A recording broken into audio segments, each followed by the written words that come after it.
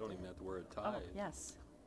Good evening, everyone. We're going to call this May 10th of 2018 Muscatine City Council meeting to order. Tonight is, pardon me? Oh, there. Hello. Is it working now? There we go. Can you hear me All now? right. I think it's good. Yes. There we go. Okay. So we're going to call this, there we go, May 10th, 2018 Muscatine City Council meeting to order.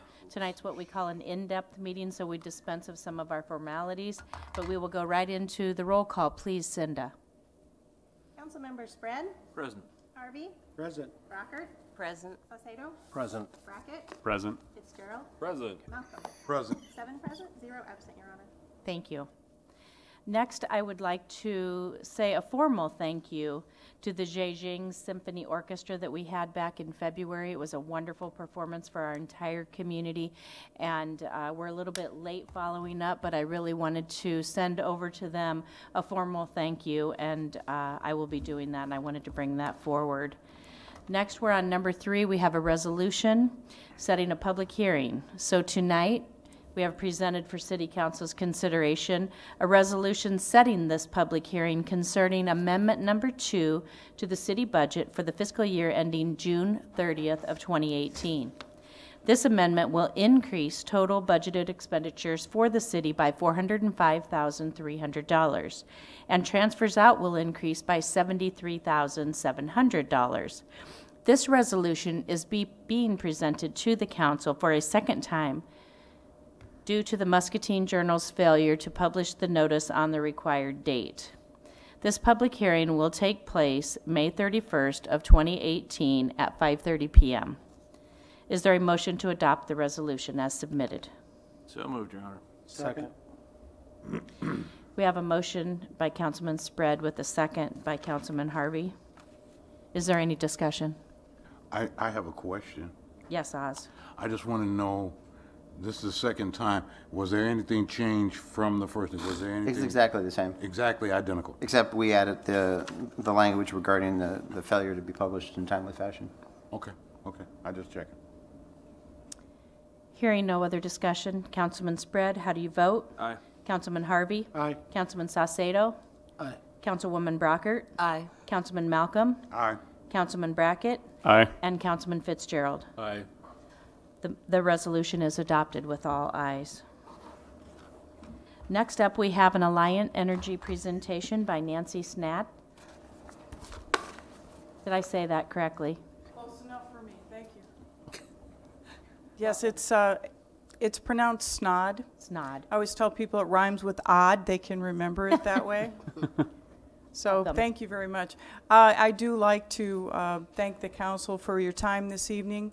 I like to come and share our updates at least once a year, and then in between those updates, I do meet with the city manager on other topics, and we've got a presence here in our community on 215 Oak Street. My name is Nancy Snod with Alliant Energy. I'm the account manager, and our office is on Oak Street. We also have 16 employees reporting out of that office.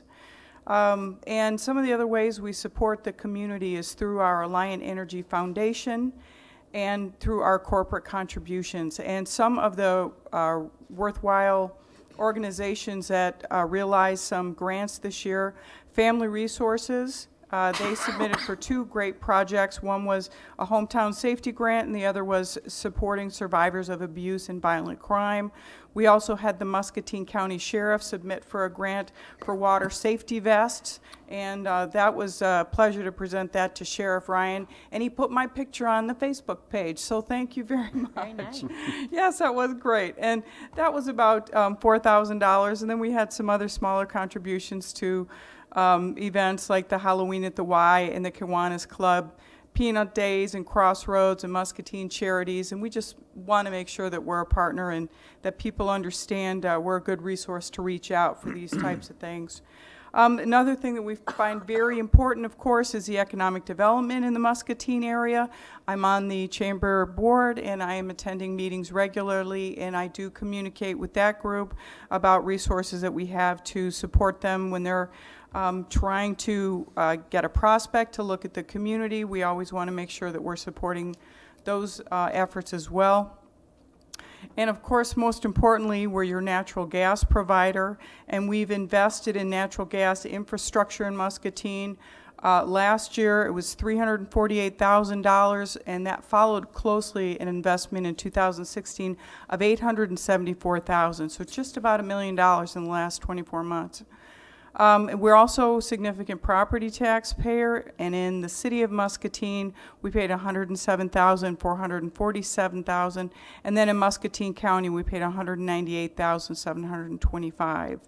A big part of my job also is to try to get customers to be as energy efficient as possible.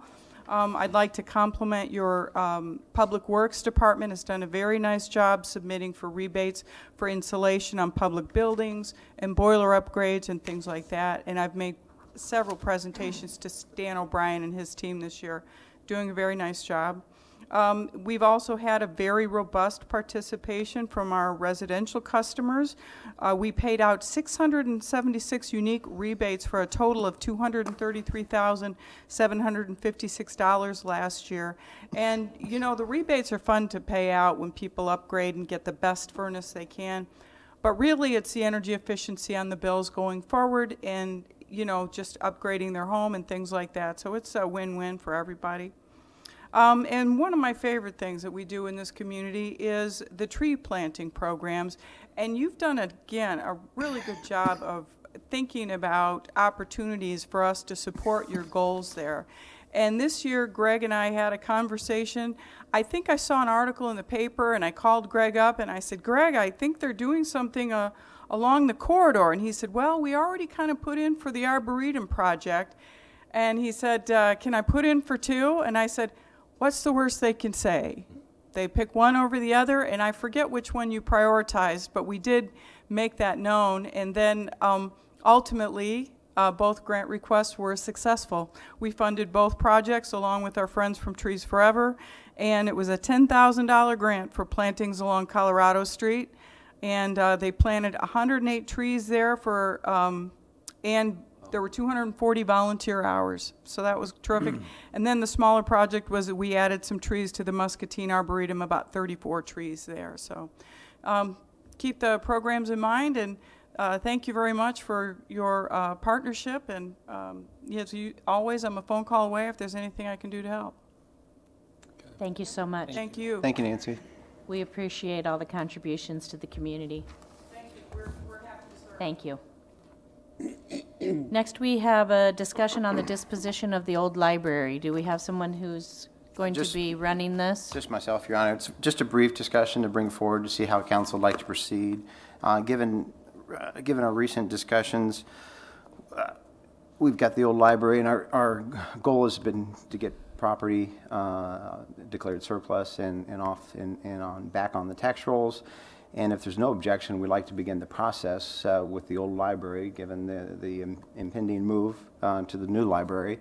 I'd like to bring that forward, get it declared surplus, and likely bring forward a process similar to the Armory, old National Guard Armory, with the bid up process that's worked well for us in the past, to see if there's somebody interested in the property and to get it back on the tax rolls. If not, then we've got some additional discussions that we'll need to have and some planning to bring it forward. I took a quick look on Magic, and just as the assessed land value, even though it's exempt property, is at $1.427 million. So our plan would be to bring that forward for council consideration to declare it surplus, and then to bring the bid process forward. See if we get any interested parties in the property, and if there's no objections, we like to proceed. And if we're not successful in that process, we'll come back and have some further discussions. And that's really all I had for tonight. Council, any comments? Yes, sorry. Go ahead. Do you recall how it's zoned? It's in the commercial district. Is Andy still here tonight? What's that? It's in the central business district, so I would... So it's a C. One of the Cs, probably. Yeah. Is there any need? Somebody sold my City on the have, map. I mean, is there, anybody approached you about using it for some other type of city venue of any sort? There's always the potential for joint, consideration or use. We're tight here at City Hall, for example, from a staffing perspective, but I don't see us growing in large numbers. We're reorganizing housing and community development to make it better work from a staffing perspective because the staffs are reversed in numbers, so that should help significantly from a staffing perspective. Here, I don't see City Hall growing in large numbers. Public Works, we'd still like to. Public Works, Police, Fire, would still like to continue to work with DOT on their facility that they're vacating. Well, I've had a couple people talk to me about a community center that can be rented out and so forth. And, we already have two on the riverfront, different types of facilities. And if there's not a taxable use, if it doesn't come back with something, then we could put it out for an RFP to see if there's interest in having the city donate for a different use. Yeah, I would support putting it up for bid and see what we get. And if not, if we don't get anything solid there that fits with the downtown, then we can talk about other things. In that bid, what we would typically do is put in there some type of clause that the city could reject it for the best interest of the city if we felt that it wasn't in the city's best interest. Yeah. Just for everyone's information, a couple of years ago, when the library move was first conceived and Han was going to give us the building, a chamber committee met at least 2, maybe 3 times. Jeff Sorensen participated from the county, and I participated from the city council to talk about, are there joint uses, is there some synergy there? And quite honestly, they were already committed to repurposing the old post office, and there was no real fit. So right.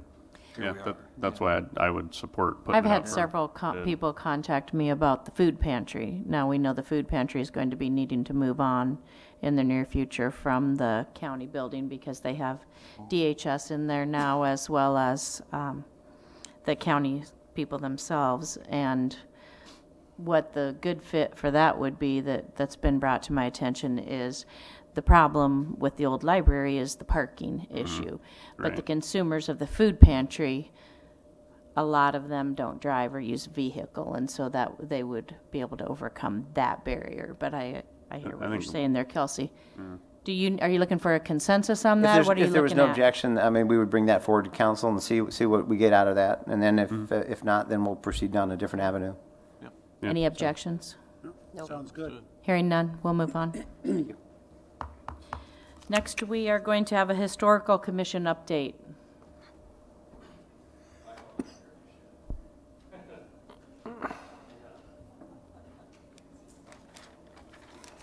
There Michael goes, sitting closer to the podium.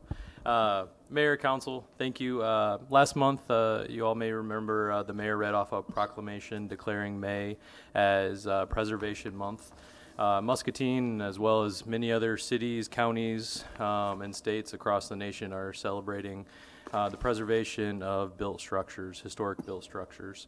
Our Historic Preservation Commission in Muscatine is very active, has been much more active than has been in the past, largely under Michael's leadership. And he is here tonight to give a presentation about the Historic Preservation Commission, as well as the Friends Group and the activities that are going on here in Muscatine to save and preserve historic built structures. Thank you. Welcome, Dr. Meharry. Welcome. Thank you, Mayor, Council. My name is Michael Meharry, and I am the chair of the Muscatine Historic Preservation Commission. And I'm trying to remember how long I've been on the commission, but time flies. So thank you for allowing me to take the time to update you all about historic preservation in our city. As Adam said, every year the month of May is declared National Historic Preservation Month, and this is the most appropriate time to give you the update. And so there'll be a bit of past, present, and future in this brief review. So one thing over the last year, weather had an influence on historic preservation. As you may know, we had a tornado in March that affected some downtown properties, and we had a pretty significant hailstorm in June. The churches have made great progress on repairing their structures, as you can tell, and a lot of roof repair has been going on, as you can hear and see throughout the community. So a lot of old historic homes in downtown and elsewhere have new roofs. And as you might understand, new roofs are very important to old structures because rainwater seeps into old wooden buildings and can cause some problems. And so amongst the commission and on Friends of Muscatine Historic Preservation, it seems sort of illogical, but the hailstorm might have been the best thing to happen for historic preservation over the past year, given all the new roofs being put on. So changing course a little bit, as you've also been updated, we have been working with the city at the old commercial structure on 500 Mulberry. And thankfully, as you know, this is hopefully coming to a good solution.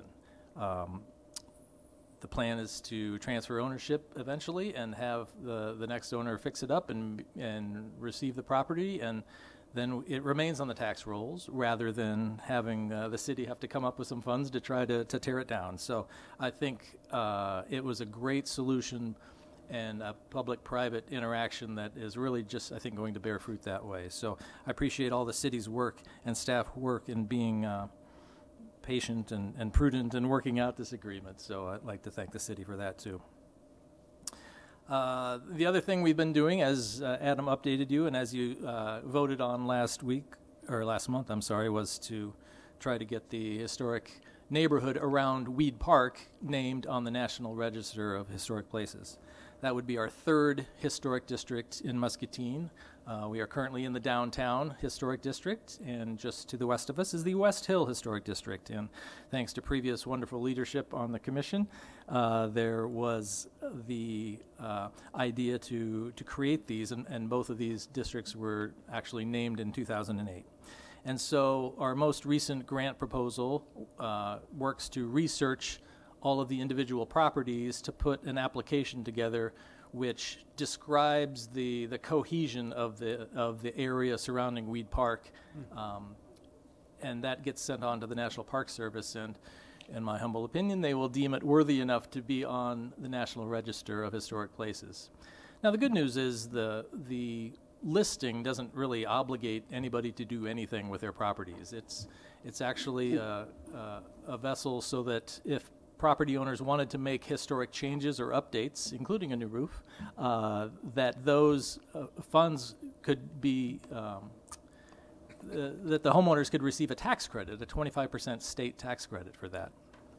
And actually for the downtown, there is an additional 20% federal tax credit. So we have some downtown commercial buildings that could certainly be renovated, restored, and preserved, and 45% of those costs would then go back to the owner.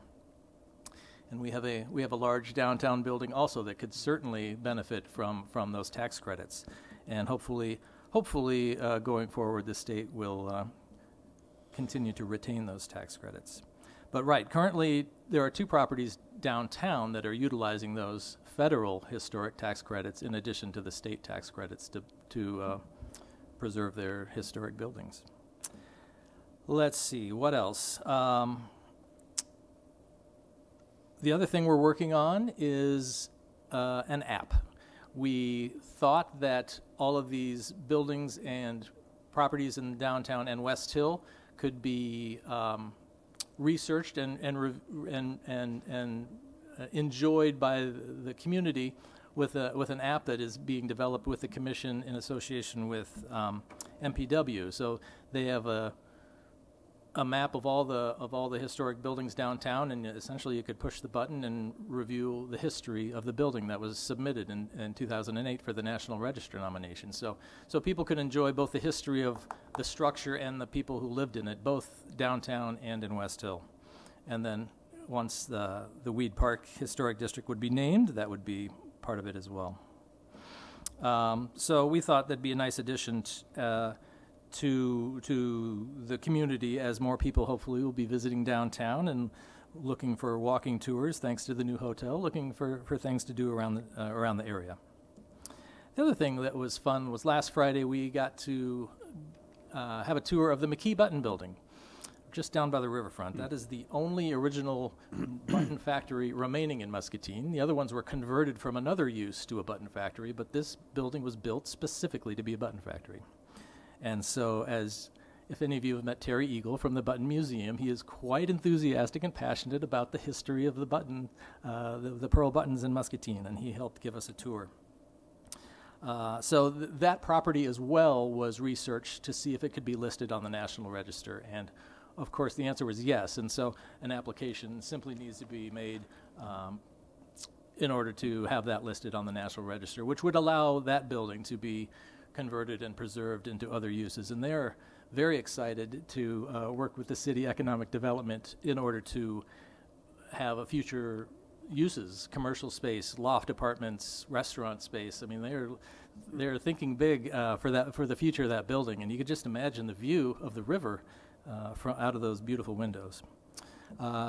Finally, the last thing we are with for Historic Preservation Month is in association with the nonprofit Friends Group, as well as Friends of the Old Barn. We're going to have an open barn again. There's one this Saturday, but also next Saturday, where we will be showing a documentary about old barns, and so it'll be running throughout the afternoon. People can come by and view that and view the old barn and sort of really reconnect with the history of Muscatine. So with that, I will see if you have any questions or thoughts. Or Thank you, Dr. Meharry. Does anybody have any comments? So on your requirements from a federal and a state, when you say that they get funds back, is there requirements that they have to keep it preserved a certain way, or? Right. So essentially, if you're going to get some money back from them, you have to follow some rules, and those rules would be to follow the standards for historic preservation that are put out by the National Park Service for that. So there are guidelines to follow, but you submit an application with your proposed changes, and they work with you and say, "Yep, that is appropriate," or maybe you want to do this, and then they approve it, and then you just do the work and prove that you did the work, and then you get the tax credits the next tax year. Excellent. Okay. Thank you. Any other questions, comments? Thank you so much. Thank we you. appreciate you coming and all your hard work. Thank you. Thank you, Mayor, Council. Thank you. Next, we are going to have an update on Witcher Street. Uh-oh. That's the doom of us. Other glasses. Distance. Binoculars.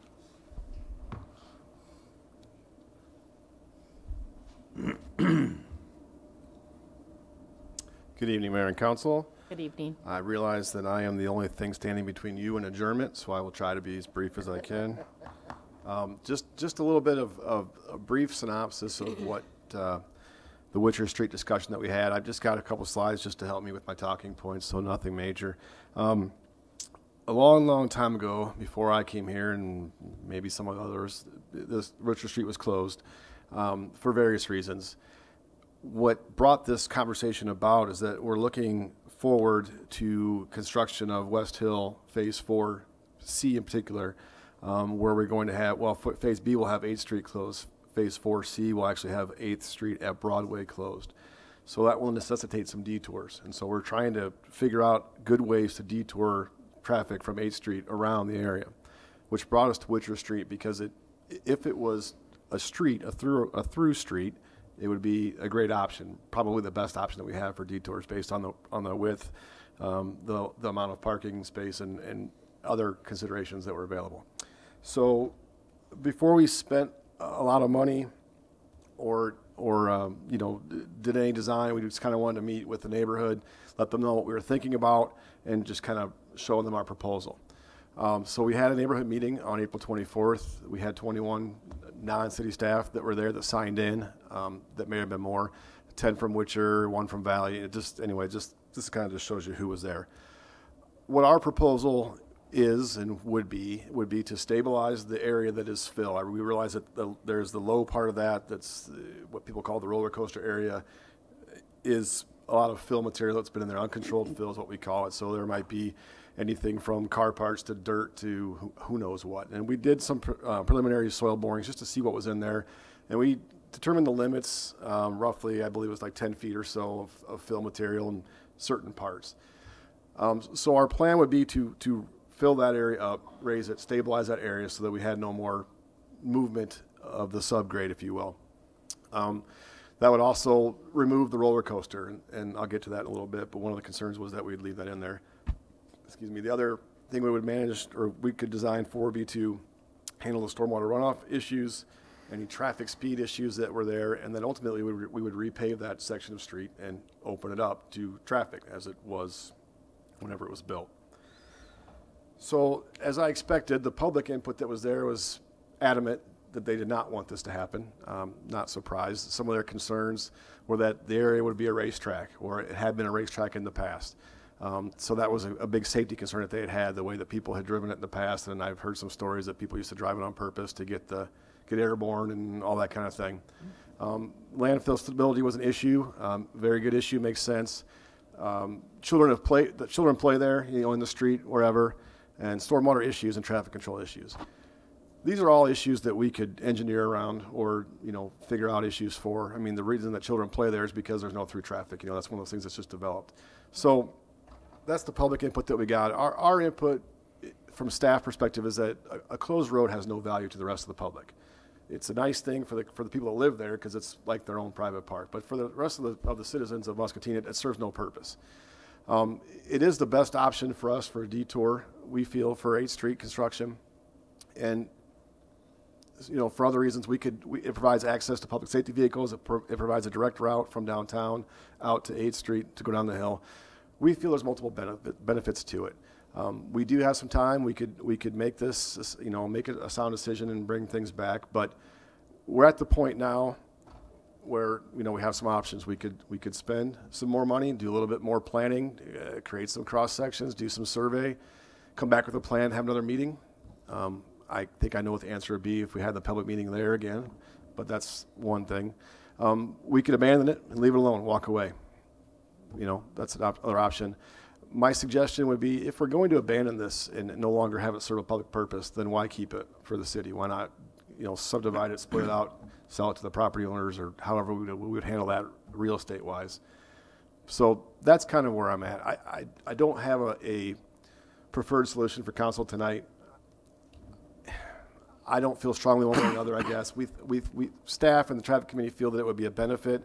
There would be some cost to the city, and obviously we would be the ire of the neighborhood. So, Brian, we had one other conversation, and that is if we didn't spend the money on this, we would have X amount of dollars to put towards the additional street maintenance work that you want to do. Sure, it would. This next whatever money we year. spent. Right. To make this road would come out of down the line of a different project somewhere. So, we're roughly estimating now with not much engineering at all, $100,000 or so to pave it. We could do all the rest of the work internally as far as filling it, as far as compacting it, bringing it up to grade, all that kind of stuff. That could be done with in-house staff. The pavement's is the big number, just because pavement costs a lot of money. So, as I mentioned, I probably should have brought an action item to council, but I didn't. I just wanted you to have this information to think about it. I know some of the council members were there. I know some of you heard from the residents there. I don't know if we want to put it to the whole public vote and see what the rest of the community thinks. That's not really my business. I just wanted to bring you up to speed on what the discussion we had with Witcher was. So with that, if there's any questions, I'll be happy to answer them. Go ahead, Alan. Brian, if you were to do something with Witcher, open it up. Mm-hmm. Timeline-wise, when would the council have to make a decision to meet your timetable? We have all of this construction season and all of next construction season to build it and get it open before we would lose 8th and Broadway. So there is some time to do that. Realistically,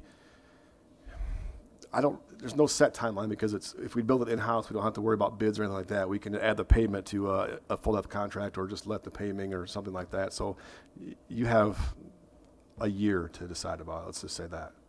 That's kind of the number I was sure looking for. Okay. Thank you. Go ahead.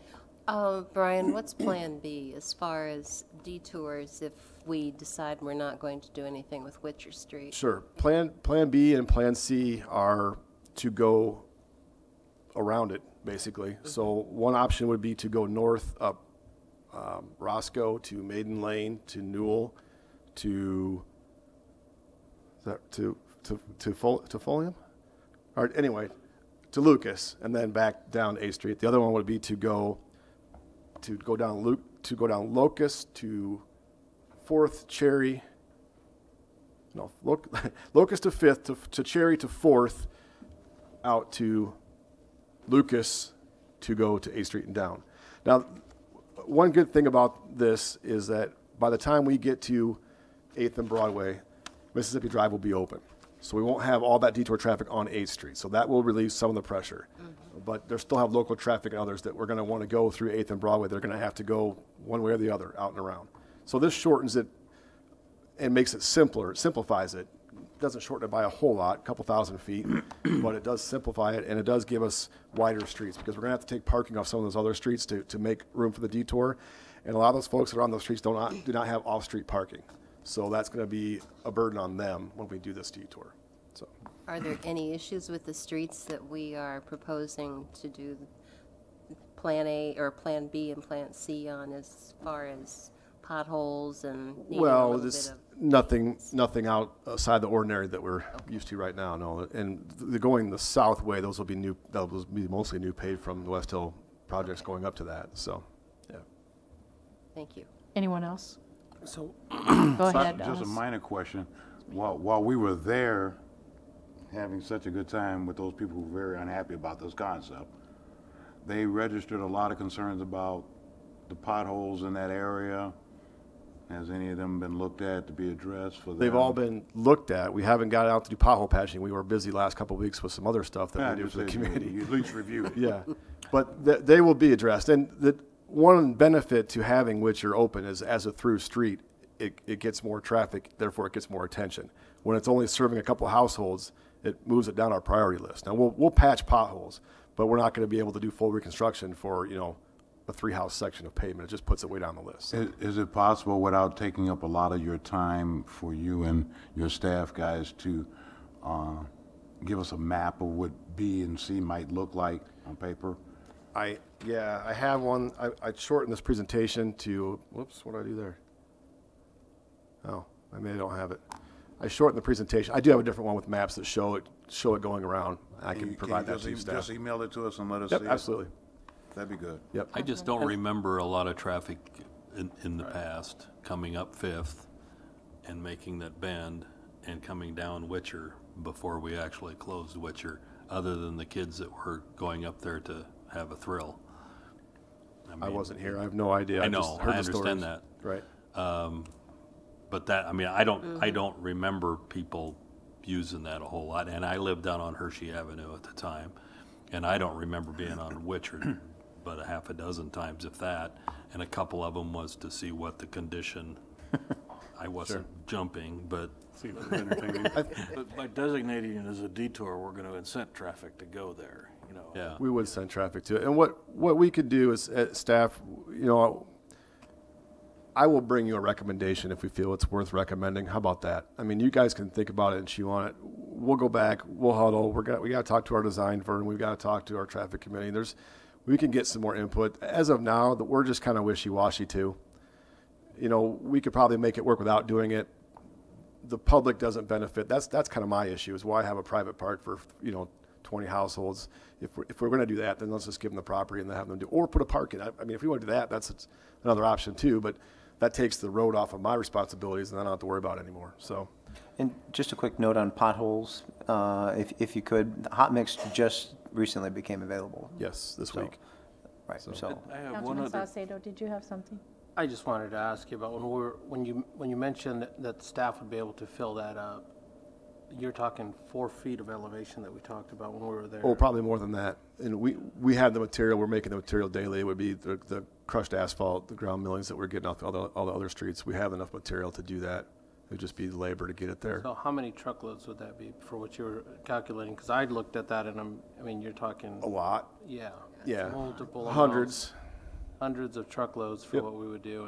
And my concerns were just the drainage, the potentials of that movement of that ground, and then if this was going to be a permanent fixture and the investment we would do, you say that we wouldn't be at a cost, but it would be a cost of the staff time. Oh yeah, absolutely. So there's no right. You would it's still true. eventually have costs regardless of Oh yeah, where there's that always cost could be costs somewhere else. And right. so There's no direct budget line cost is what it is. so my challenge was just how much did we really say this is what's going to take before we say, besides the 100,000 and the asphalt on top of the staff time, plus the truckloads of material? Right, and we're very premature with this because we didn't want to spend the money, the time to figure all that out. We just had this idea. We thought we'd throw it out there. This is why we usually design stuff first and then bring it instead of having it designed by, You had said that this was going to be a permanent or a temporary? That would be permanent if we're going to do that kind of work. We'd leave it open. And it would be asphalt? Or It could would be you put either concrete? asphalt or concrete, whatever we get the low bid on. Okay.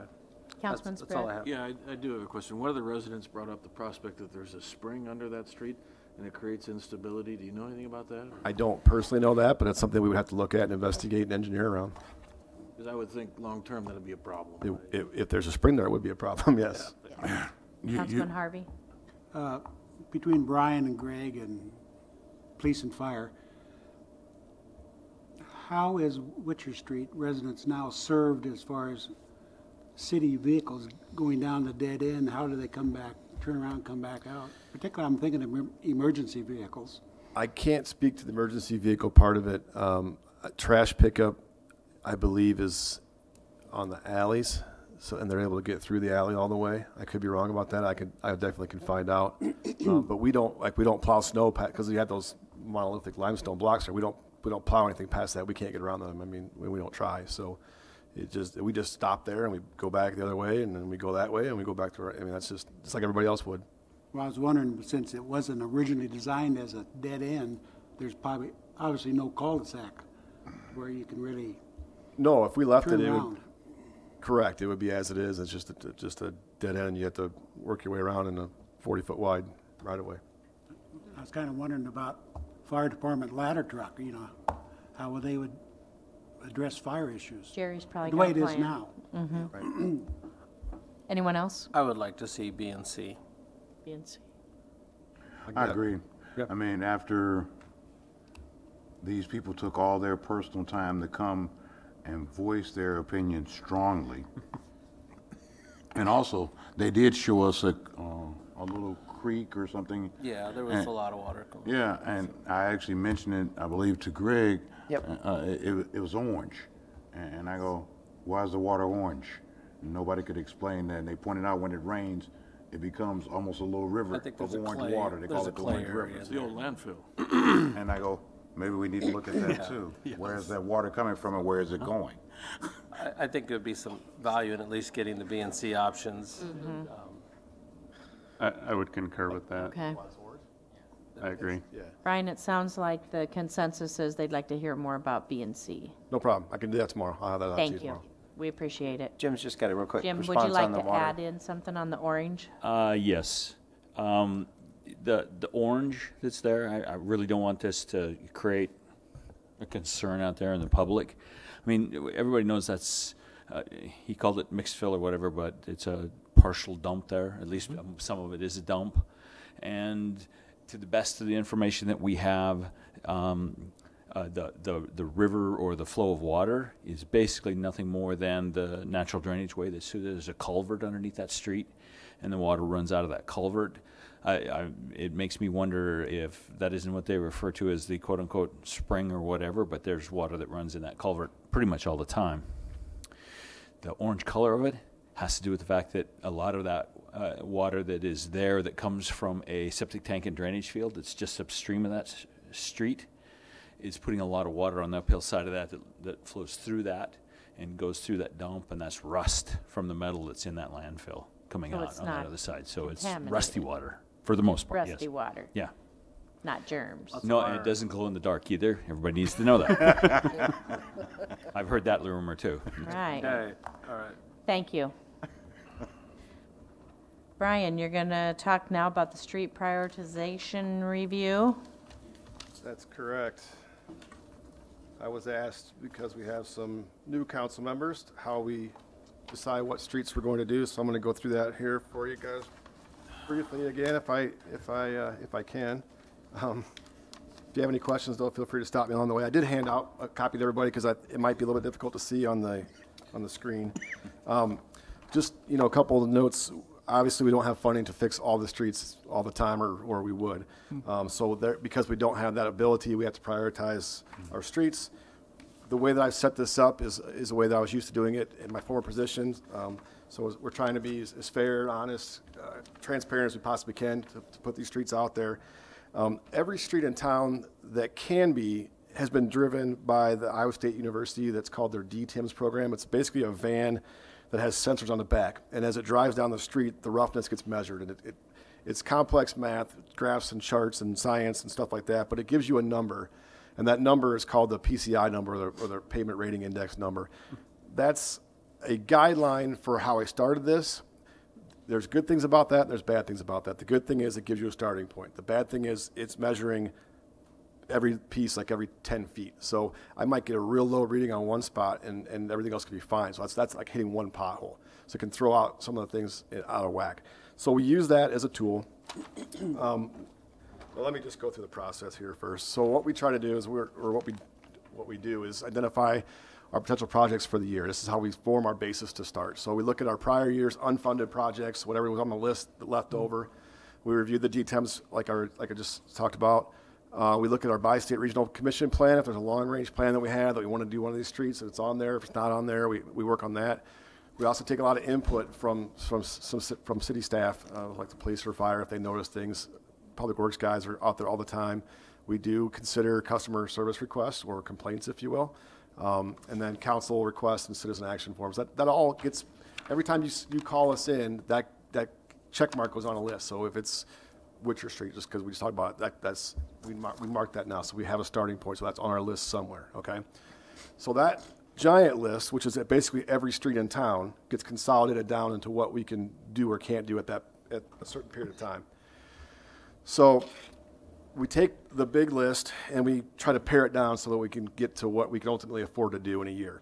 So what I do is I'll take the list from, like I said, how I generated before, and I'll give it to our street department manager, Randy Howell. He goes out and looks at the list and says, yeah, this makes sense. This is bad. These are bad. If it doesn't, it gets bumped back down a little bit. It doesn't even go to the other parts of ranking and stuff.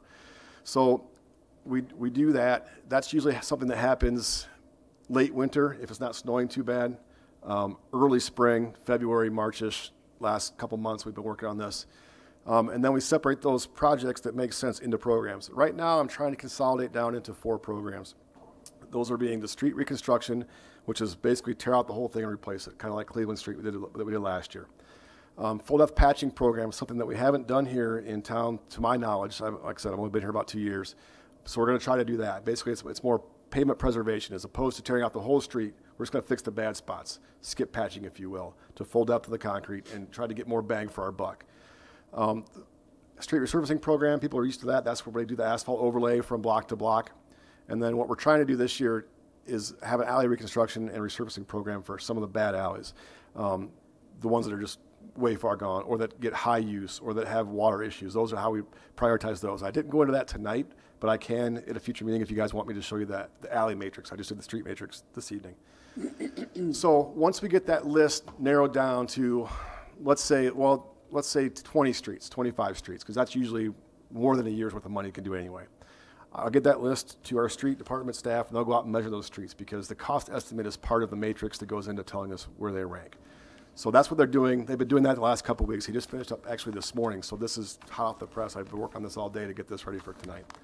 And then we get that, once we get that estimate and everything done, we prepare what's called the final project list, and that's what we'll show you. Now, what I have tonight, you'll see a list here a little bit later. It's not complete yet, so please don't print it or take it as gospel or anything like that, but we're getting close. So the evaluation process, we have our list now, okay? It's 20-something streets. We rank those in the matrix based on these several factors, which are, and I'll go into those in a little bit more detail, but right now they're future utility work plan, ease of construction, the traffic count, number of vehicles that go by there per day, pavement condition, which is that PCI index that comes from Iowa State, our staff assessment, the remaining life of pavement, that's also a tool that comes from Iowa State, and the cost of construction. So I get all those numbers, and then that goes in the matrix, and it spits out a number. It's just an Excel spreadsheet, and I have a number, and then I can go with the numbers and rank them from highest to lowest. There's 70 points possible. So that's how we end up with the list. So I know this is small, that's why I gave everybody a printout. I'm sorry, folks in the audience and at home, but I can make this available for the website as well, and you can have this. So the street rating factors, just to kind of dive in, it's a little bit deeper. Future utility work plan. If we know that we're going to have, Mid-American or MPW is going to tear up a street next year, we're not going to do that because they're going to be in there anyway. So we'll wait. So if there's work planned, it gets a lower rating number. If there's not, it gets a higher, and 10 is the max. So we just go, basically it's 10, 2, or 0 for that one. It's pretty simple. Ease of construction. The justification for that is we figure the easier it is to construct it, the less time it takes, the more we can get done. So therefore, the shorter amount of time period should get ranked higher. That's how we do that, based on a 10 to 0 scale as well. And you can see by less than a week, more than a month, whatever. Traffic counts are very important. We're trying to serve the public as best we can.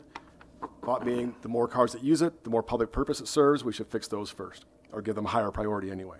So that's the vehicle ranking is there, the traffic count ranking. The pavement index is a little bit counterintuitive based on the numbers that it gives you.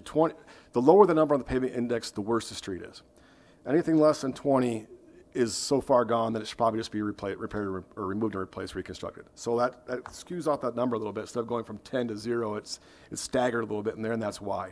If it's under 20, we just throw it out and put it on the reconstruction list, and we don't rank it in this list here.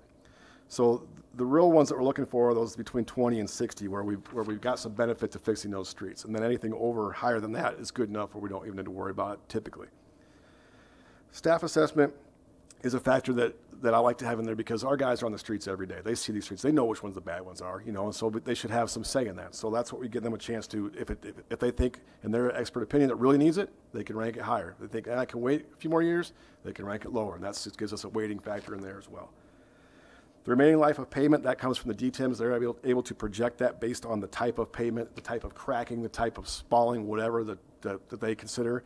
They can give you a projected life of payment for that. So anything that's going to last less than 2 years, we give it a higher ranking. Anything that can make it a little bit longer gets ranked a little bit lower. And then finally, cost of construction is always a concern. We can do more if it costs less. So the thought process is we'll get more done by doing lower number of projects. We'll rank those higher so we can get more bang for our buck or get more streets done in a year. So that's the rating factors. That's how it's set up. So for this year, we're projected about $1 million, which is pretty typical.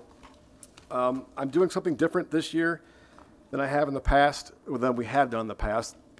Most of the time, from what I've told, we focused mainly on asphalt resurfacing of streets, and then we'd reconstruct maybe 1 or maybe 2 and call it good.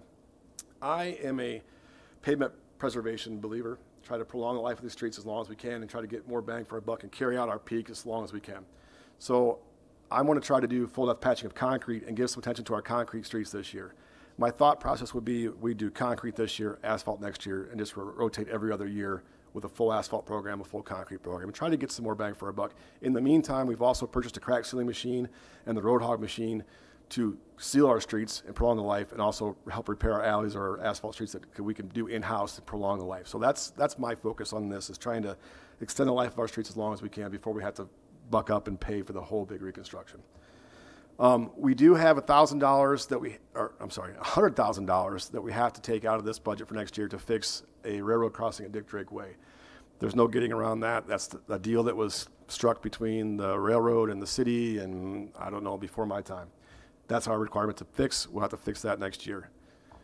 We are keeping out $100,000 this year for alley resurfacing, like I mentioned. We're thinking we can get probably 3 alleys done for that, we hope. Maybe a little bit more. That depends on the alley and what the width is, and so we're going to try to do that. That'll be my goal from now on, is we'll try to keep $100,000 to maybe $150,000, $200,000 every year for alleys and try to build some alleys up as we go along too. And then so that leaves us about $800,000 for the full depth patching that we're going to try to do this year. So the next page is difficult to see. That's the ranking as of this afternoon. There are some, as you go, the top ones are the ones that have been measured. And what you'll see is that bottom line there is about $1.6 million. So it's about twice as much than we have available. So I've got about 2 years worth of streets here to do just the ones that have been measured. I haven't got everything else measured because I know I don't need to, because I can't get to them anyway. So it buys me some time to get them out there and get them measured. These were the ones that ranked highest before we got the cost estimates, so we measured them. And now we had that cost piece in there to add the numbers as well, and that's where we got our final numbers.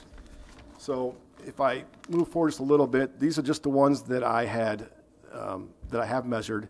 On the right-hand side is a summation column. And so if we go, the top 4 or 5 gets me to about, it's $930,000, that top line. So that's a little bit above where the funds that I have. It's kind of in between the Hauser Street sections. And I didn't explain this very well, but all the streets are broken out by block sections, or maybe 2 block sections, just for ease of measurement, and that's how they measure them in the PCI van as well. They go block to block, and then every 10 feet within the block. So that's how this gets divided up. So you'll see more than one section of like Fulham Avenue or Hauser Street on here, and that's why that they're broken up. And we try to break them up into manageable chunks as well. So that would be where we'd get about 1, 2, 3, 4, 5, 6 streets, maybe 6.5. But you can see that it's really just 2 streets. It's 2.5. It's Fulham and Hauser, and then a little bit of Stewart Road. So one thing that I'm thinking about doing here would maybe separate that out, and instead of doing all the sections of Fulham, kind of share the wealth a little bit, and do one section of Fulham, one section of Hauser, spread that money a little bit farther, and then we could skip around. We can get part of Park Avenue West and Division Street intersection and Logan Street and 2nd Avenue up there by Cleveland Street. And this gets our money a little bit farther. It actually gets me into a little bit better number, too. It gets me about 843,000, sorry. 843,000. I'm trying to go fast here. And it gets me an extra street. So, like I said before, this isn't official yet. I'm not submitting this for council approval or anything. We're still working on the plans and specifications and bid documents to get a contractor to do this. The money becomes available July 1. We will get that bid and everything going here this month, and we'll have that ready to go. But that's how it comes about. That's what the voodoo magic, whatever you want to call it that. It's not supposed to be that. It's supposed to be clear. It's supposed to make sense. It makes sense to me. I'm the one that created it. I've got a lot of staff input. So that's where we are, and that's what I'm thinking as of right now today. And if I don't know how much that would change, but that's just where we are. So any questions on Questions? Yeah. So, Go ahead, Alan. okay. Well, I was just going to make a comment. Of course, probably everybody here has their favorite street that they'd like to fix. But I'm not going to sit here and second guess you on your methodology because it seems reasonable to me. So bottom line is, as far as what you have highlighted here, I'd say go for it. Thank you. Councilman Spread? Just for clarity's sake, full depth patching is going to be done by city staff, or is it going to be done by contract? It would be a contract, yes. So And those will all be bid out, or the whole project? Correct. Yes, the whole project will be bid out. The line items would be things like removal and replacement of concrete. You have to, there's dowel bars, that's incidental. So you'd be bidding mostly rock-based concrete, catch basin, manhole adjustments, things like that, just like we would do any other construction project, but it's less of everything realistically. Do you save money by keeping them in one area rather than say, you're going to do something? I don't know. Across town to relocate all your equipment and. There's a mobilization item on each one of these streets, so we'll find out. In the past, my experience in Davenport has been it doesn't matter too much because you're in town, you're not that far. It's not like you're bringing stuff from a different city here, back and forth. And once you're in town, it doesn't really matter where you go from there. And I like this. It used to be voodoo. It seemed like it was whatever staff. Whatever staff member decided these are the streets we need to do. Yeah, staff do have a lot of input. Don't get me wrong, but it is supposed. It's ideally generated from the community, and we take all the complaints, believe it or not, that we get. We take them seriously, and they end up here. So. But you also put a lot of data. Oh yeah. Yes. It's not just we've got 10 complaints on this one and we don't have any on that one, and we'll do that. Right. Thank you, Brian. We appreciate you putting it on the website for the folks at home. Any other comments? I would be interested in seeing the alley sheet as well, so look forward to seeing I can bring that back at the next in-depth or whenever you'd like. I can give it to Greg. We could do it on his weekly updates, however you want to handle it. That would be fine with me. I don't need a presentation on it. It sounds like it's similar to this anyway. So it is very similar. Yeah, that's just access to it. All right. Thank you. Brian. Go ahead. On the road hog and the other something. Crack sealer. Crack sealer. How do you determine that? Is that just basically by calls as well too, or is that a different program as well as this? It's similar to this, but not quite as technical because most of those are in alleys. The crack sealing, what I'm doing with the crack sealing is I'm going backwards. So I'm crack sealing the newest streets and going back towards the oldest streets. That way we preserve the life of the newest street first. So you'll see some crack sealing on stuff we've just paved in the last 2 years, maybe Mulberry. University's kind of new, but some of those cracks, I'm trying to go backwards to prolong the life of that. So there's no real matrix to that. It's just the newer it is, the sooner it gets crack sealed, if it's not been done already by the contractor. As far as the road hog, that's sort of staff and complaint driven based on, mostly that's for alley work. There are a couple roads that we could use it on. We've tried it on. So I don't have a matrix for that specifically, but if it's something that doesn't fit in the matrix very well, like some of these streets that would come up, like Logan, I forget the section of Logan, but it needs to be fully reconstructed. It was on this list. We got to narrow it down. It's like, you know what? This just needs to be all done. So we pulled it out. So now we got room for something else. Same thing with some of these alleys. If the alley is so far gone, it's like, you know what? Or if it's small enough it doesn't justify having a contractor come in and do it, we can do it in-house, then we'll do it with that road hog list. So it's not quite as, clear and matrix-y, if that's a word, but that is how we do that staff level. So you just mentioned that Logan was going to be completely reconstructed, but I don't see it on the list here. I pulled it out of the list because it doesn't fit the parameters of this list. It would be a different type of project. It'd be the reconstruction project. Completely, okay, I see. So it's not a full. Correct, So, it's not full depth patch. So when you did that, because I drive down Logan a lot, I see a lot of little white marks on the concrete. Those are the areas that you initially had to Those are the ones that we measured, yes. So they paint it so they know where they've been, and then they measure the spots. So they'll go through, they'll paint out what they think needs to be patched. The next guy comes through, so they work as a team. One guy measures it out, or one guy paints it out, the next guy measures it up. And that way they know where they've been. So that's what those white dots are, all over town, mostly. But that would be where you would eventually do your cutout, you run your dowels in, and then you pour your concrete in, and then say, okay, this is my new patch. Usually they paint the limits of the patch, correct. I see. Yep. Okay. Any other comments? Thank you, Brian. We appreciate it. Well, that gets us through the crux of our meeting tonight. Any comments from council? Councilman Harvey? Nothing tonight, Your Honor. Councilman Spread? I know the weather has a lot to do with it, but being out and around, it was nice to see all the traffic downtown at the farmer's market and that sort of stuff. People are responding to the things that are happening, and it's just great to see. Councilwoman Brockett? The Riverbend Neighbors, 4th Ward folks will be meeting Monday night, the 14th, rather than the 21st, at Fire Station Number 2 on Stewart Road, and we will have some guests to come and answer any questions that people might have about streets. Great. Councilman Saucedo? I don't have anything, Your Honor. Councilman Malcolm? Nothing tonight, Your Honor. Thank you. Thank you. Councilman Fitzgerald? Nothing at this time, Your Honor. Councilman Brackett? Just that we do have the Soapbox Derby registration open and available now, so people can take advantage of that. I mean, on the streets, it's got to be repaired. To echo what Councilman Spread said, I also noticed that I went to I attempted to go to the Senior Resources barbecue, but I did not get there early enough. The lines apparently started early and ate all the food before I got there. Good problem.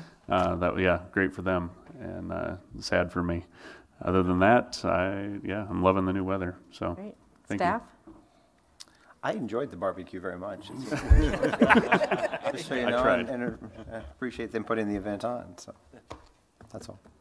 I just had a couple things. Remind everyone, Coffee with the Mayor this coming Saturday is going to be from 9 to 10 at the top of the Greenwood Cemetery steps.